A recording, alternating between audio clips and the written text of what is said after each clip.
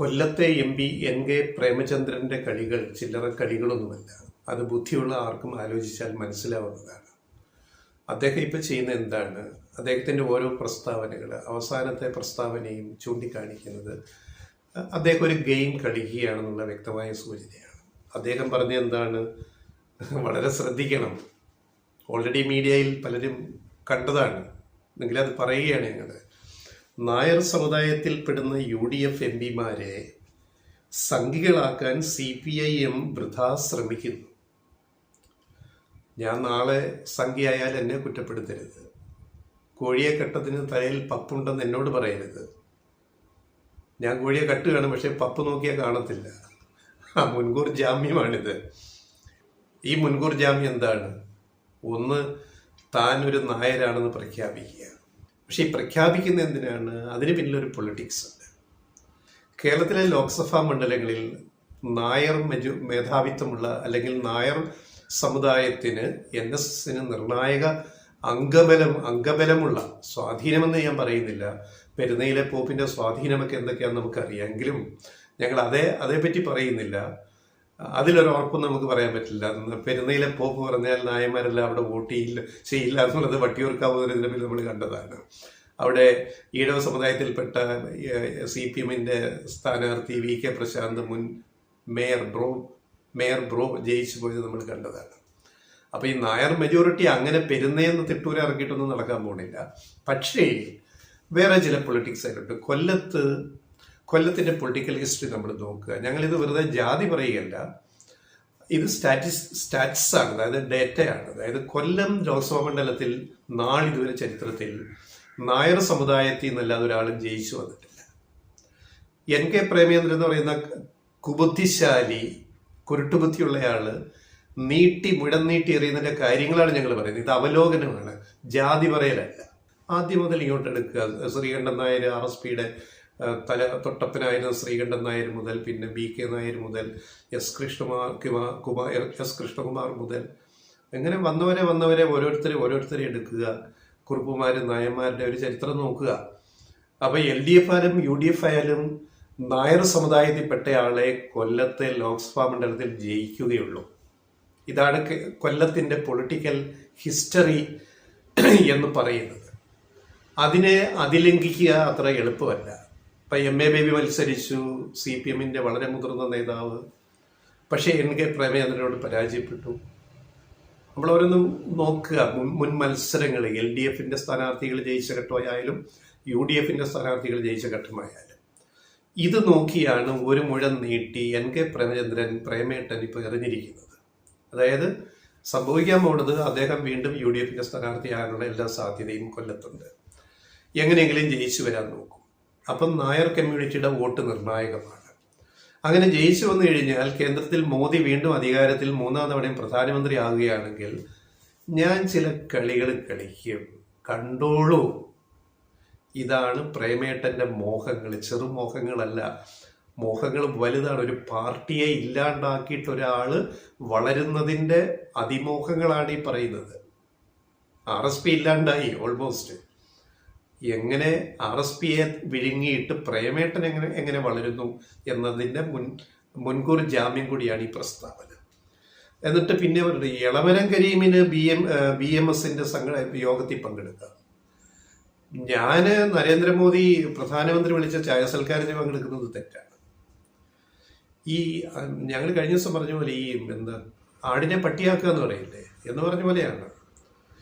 ഏത് trade union സമ്മേളനങ്ങൾ നടക്കുമ്പോൾ, സംസ്ഥാനമാവട്ടെ ദേശീയ സമ്മേളനമാവട്ടെ, അതിനകത്തൊരു സൗഹൃദ കൂട്ടായ്മ സമ്മേളനമുണ്ട്. വിവിധ ട്രേഡ് യൂണിയനുകളെ വിളിക്കും. ഇപ്പം BMS നടത്തിയാൽ INTUCയുടെ നേതാവിനെ വിളിക്കും, CITU വിളിക്കും, AITUCയെ വിളിക്കും, UTUCയെ വിളിക്കും. ഇനി CITU INTUC നടത്തിയാൽ BMSന്റെ തൊഴിലാളി നേതാവിനെ അവിടെ വിളിക്കും. അതൊരു ഐക്യദാർഢ്യ സമ്മേളനമാണ്. ആരുടെ? തൊഴിലാളി സംഘടനകളുടെ. അതിൽ നേതാക്കൾ അങ്ങോട്ടും ഇങ്ങോട്ടും പങ്കെടുക്കും. അങ്ങനെ എളമരം കരീം പങ്കെടുത്ത CITUവിന്റെ സംസ്ഥാന സെക്രട്ടറിയും ദേശീയ നേതാവുമായ എളമരം കരീം പങ്കെടുത്ത ഒരു യോഗത്തെ പറ്റിയാണ് ഈ പരാമർശം പരിഹാസ രൂപേണ NK പ്രേമചന്ദ്രൻ ഉന്നയിച്ചിരിക്കുന്നത്. എന്തടിസ്ഥാനമുണ്ട് ഇതിന്? പ്രധാനമന്ത്രിയുടെ ചായ കുടിക്കാൻ പോയതും ട്രേഡ് യൂണിയൻ ഐക്യദാർഢ്യ സമ്മേളനം തമ്മിൽ രണ്ടും രണ്ടല്ലേ? പ്രേമചന്ദ്രൻ നായരെ എന്നിനി വിളിക്കുക. ഇനി മുതൽ NK പ്രേമചന്ദ്രൻ അറിയപ്പെടുക പ്രേമചന്ദ്രൻ നായർ എന്നായിരിക്കും. ഇതിൻ്റെ അകത്ത് ഒരു പിൻകുറിപ്പ് കൂടെ പറഞ്ഞത് അവസാനിപ്പിക്കുക. കാരണം ഇതൊരു പുതിയ രാഷ്ട്രീയമാണ് ഇപ്പോൾ ചർച്ച ചെയ്യുന്ന കേരളത്തിലെ NK പ്രേമചന്ദ്രൻ്റെ രാഷ്ട്രീയം. ഇദ്ദേഹത്തിൻ്റെ പാർട്ടിയുടെ സംസ്ഥാന ചുമതലക്കാരനാണ് ഷിബു ബേബി ജോൺ. ഷിബു ബേബി ജോണും ഞാനും കൂടെ പലപ്പോഴും രാഷ്ട്രീയങ്ങൾ ഞങ്ങൾ സംസാരിക്കാറുണ്ട്. അദ്ദേഹത്തെ ഞാൻ പോയി കാണാറുണ്ട്. അദ്ദേഹത്തിൻ്റെ പിതാവ് ബേബി ജോൺ ഇടതുപക്ഷ രാഷ്ട്രീയത്തിലെ അതികായൻ, ശ്രീകണ്ഠൻ നായർക്ക് ശേഷം RSP കണ്ട അതികായന്മാരിൽ ഒരാൾ, മറ്റൊരാൾ K പങ്കജാക്ഷനായിരുന്നു. അത്രയും തലയെടുപ്പുള്ള നേതാക്കൾ ഇപ്പോൾ RSPയിലുണ്ടോ? തെക്കൻ കേരളത്തിലെ ഒരു വലിയ സോഷ്യലിസ്റ്റ് പ്രസ്ഥാനമായിരുന്നു RSP എന്ന പാർട്ടി. ആ പാർട്ടി ഇന്ന് എവിടെത്തിപ്പോയി നിൽക്കുന്നു? തെക്കൻ കേരളത്തിലെ തിരുവനന്തപുരം, കൊല്ലം, ആലപ്പുഴ ജില്ലകളിലൊക്കെ പല മണ്ഡലങ്ങളിലും സ്വാധീനമുണ്ടായിരുന്ന ഒരു സോഷ്യലിസ്റ്റ് പാർട്ടിയെ, റവല്യൂഷണറി സോഷ്യലിസ്റ്റ് പാർട്ടിയെ, ചന്ദ്രചൂഡൻ വലിയ നേതാവായിരുന്നു. അവരൊക്കെ ഇരുന്ന കസേരയിൽ ഇപ്പോൾ വന്നിരിക്കുന്നവരിൽ എത്ര മഹനീയരായ നേതാക്കളുണ്ട്. ഈ പാർട്ടി ഇല്ലാണ്ടായിക്കൊണ്ടിരിക്കുകയാണ്.